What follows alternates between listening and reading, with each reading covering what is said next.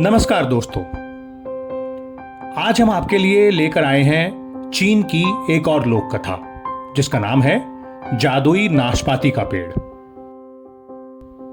यह कहानी है स्वार्थी शेन, एक दयालु महिला, स्वादिष्ट नाशपाती, एक भूखे भिखारी और थोड़े से जादू के बारे में।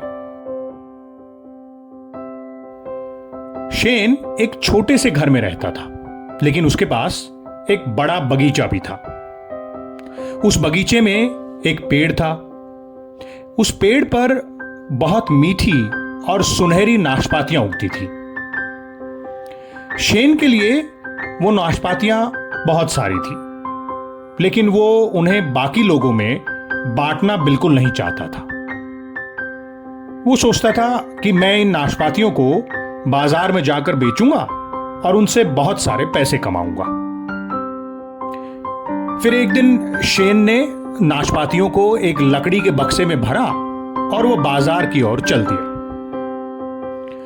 बाजार में नाशपातियों को देखकर एक भिखारी उसके पास आया और कहा, मुझे एक नाशपाती दे दो, मुझे भूख लगी है।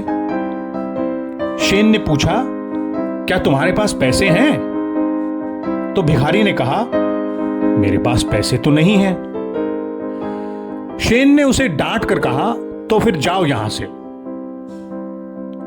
तभी एक दयालु महिला वहां से गुजर रही थी। उसने शेन को चिल्लाते हुए सुना और सोचा, यह कितना मतलबी है। वो महिला शेन के पास गई और उसने कहा, क्या तुम एक नाशपाती नहीं दे सकते इस भिखारी को? शेन चिल्लाया, नहीं। तो महिला ने कहा, अरे वो आदमी भूखा है और तुम्हारे पास इतनी सारी नाशपातियां हैं। लाओ, एक नाशपाती मैं खुद ही खरीद लेती हूं और मैं ही उस भिखारी को दे दूंगी। उस महिला ने एक नाशपाती शेन से खरीदकर भिखारी को दे दी। भिखारी ने धन्यवाद करते हुए कहा, आप बहुत दयालु हैं। और फिर भिखारी ने जल्दी से वो नाशपाती खा ली, लेकिन उसने नाशपाती के बीजों को थूक दिया। भिखारी ने पलटकर उस महिला को कहा, यह तो बहुत स्वादिष्ट और मीठी थी। अब मेरी बारी है आपको एक नाशपाती देने की। शेन वहीं खड़ा था। वो फिर से चिल्लाया, लेकिन तुम्हारे पास तो पैसे ही नहीं हैं। भिखारी ने कहा, हां, पैसे तो नहीं है मेरे पास।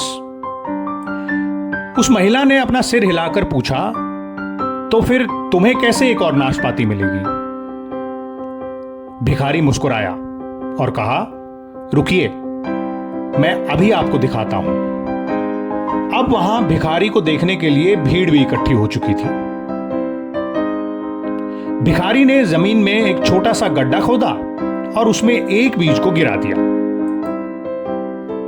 फिर उसने कहा, क्या मुझे थोड़ा सा गर्म पानी मिल सकता है? पास में ही एक चाय की दुकान थी। उस चाय वाले ने उसे एक चाय की केतली दे दी। भिखारी ने गड्ढे में गरम चाय डाल दी और भीड़ जोर से चिल्लाई, देखो, इसमें तो अंकुर निकल आया है। और फिर देखते ही देखते वो नाशपाती का पौधा बढ़ता ही चला गया। भीड़ में किसी ने कहा, यह जरूर कोई जादू होगा, और पौधा एक सुनहरी नाशपाती का पेड़ बन गया। भिखारी ने उस पेड़ से एक नाशपाती तोड़ी और उसने महिला को दे दी। महिला ने खुशी से उस नाशपाती को चखते हुए कहा, यह तो बहुत मीठी और स्वादिष्ट है। फिर भिखारी ने भीड़ की तरफ रुख किया और उनसे कहा, क्या आप में से कोई और नाशपाती खाना चाहता है?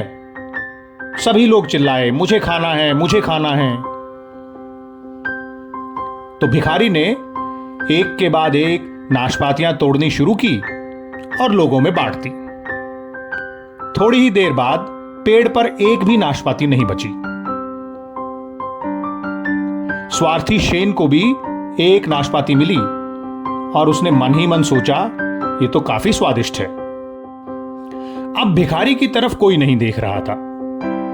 उधर भिखारी ने उस पेड़ को काट दिया और वो वहां से चला गया। अचानक शेन ने चारों ओर देखा और चिल्लाया, अरे ये क्या हो गया।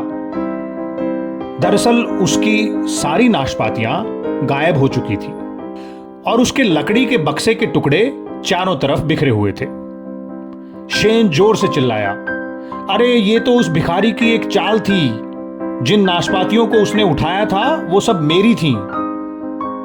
उसने अपने जादू से मेरे बक्से को ही पेड़ में बदल दिया था। बहुत चालाक भिखारी था। लेकिन वहां भीड़ में खड़े लोग शेन पर हंसते रहे और उन्होंने शेन को कहा, शायद अगली बार तुम थोड़ा सा कम स्वार्थ करोगे।